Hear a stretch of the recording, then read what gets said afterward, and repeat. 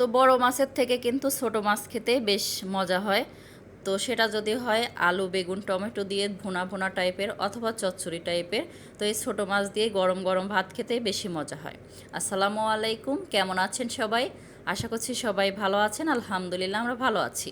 তো কাসকি মাছ চচ্চড়ি করার জন্য দিয়েছি একটা টমেটো কুচি, দিয়েছি বেশ অনেকটা পরিমাণ পেঁয়াজ কুচি, দিয়েছি কাঁচামরিচ ফালি, আর দিয়েছি গুঁড়া মশলাগুলা, হলুদের গুঁড়া, ধনিয়া গুঁড়া, লাল মরিচের গুঁড়া, আর স্বাদ মতো লবণ। এখন দিয়ে দিয়েছি পরিমাণ মতো তেল, দিয়ে হাত দিয়ে সুন্দর করে একটু আলতো হাতে মাখিয়ে নিচ্ছি। তো দেখা যায় আলতো হাতে না মেখে নিলে মাছটা যেহেতু এমনি ছোট, ভেঙে যাওয়ার ভয় থাকে, আর আলতো হাতে মাখালে ভাঙে না। তো যাই হোক, সমস্ত মশলা মাছের গায়ে মাখিয়ে দিয়েছি। এখন হচ্ছে দিয়ে দিব পরিমাণ মতো পানি।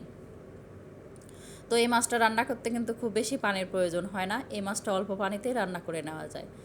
তো এখন দিয়ে দিচ্ছি পরিমাণ মতো ঝোলের পানি। ঝোলের পানি দিয়ে এখন হচ্ছে রান্নাটা সেরে নিব। তো চুলায় বসিয়ে দিয়েছি। তো ভিডিওর এই পর্যায়ে এসে এখন পর্যন্ত যারা ভিডিওটি দেখছেন অথচ একটা লাইক দিতে ভুলে গিয়েছেন, প্লিজ একটা লাইক দিতে ভুলবেন না। আর ভিডিওটি যদি বেশি বেশি ভালো লাগে কমেন্টের মাধ্যমেও জানাতে পারেন, চাইলে ভিডিওটি ফ্রেন্ড ও ফ্যামিলির মাঝে শেয়ারও করতে পারেন। তো আপনাদের সাথে কথা বলতে বলতে এদিকে হচ্ছে মাছের ঝোলের পানিটা শুকিয়ে গেছে। এখন দিয়ে দিচ্ছি ধনিয়া পাতা। তো খুবই ছোট ছোট করে হাত দিয়ে ছিঁড়ে দিয়ে দিয়েছি ধনিয়া পাতা। তো লাস্ট পর্যায়ে ধনিয়া পাতা দিলে দেখা যায় ছোটো মাছের চচ্চড়ি অথবা ভুনা খেতে বেশি মজা হয়। তো এখন নেড়ে চেড়ে আর একটু ঝোল শুকিয়ে নামিয়ে নিব। তৈরি হয়ে গেল আমার কাসকি মাছের চচ্চড়ি।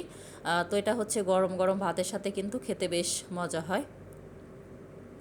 তো এই মাছে যেহেতু কাটা থাকে না, তো দেখা যায় ছোট বাচ্চারাও কিন্তু এই মাছটা খেতে পারে। আর ছোটো মাছ খাওয়া কিন্তু অনেক বেশি ভালো।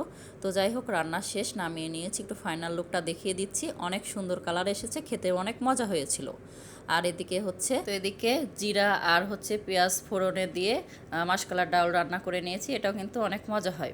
তো ইফতারির সময় হয়ে গেছে, তো সব কিছু টেবিলে গুছিয়ে নিয়েছি।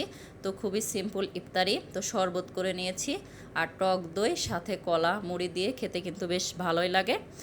আর এদিকে ছোলা ভুনা। তো যাই হোক, সব কিছু টেবিলে গুছিয়ে নিয়েছি। তো ভিডিওটি প্রথম থেকে শেষ পর্যন্ত দেখার জন্য সবাইকে ধন্যবাদ। আপনাদের সবার সুস্বাস্থ্য ও দীর্ঘায়ু কামনা করে আজকের ব্লগটি আমি এখানেই শেষ করছি। আল্লাহ হাফেজ, আসসালামু আলাইকুম।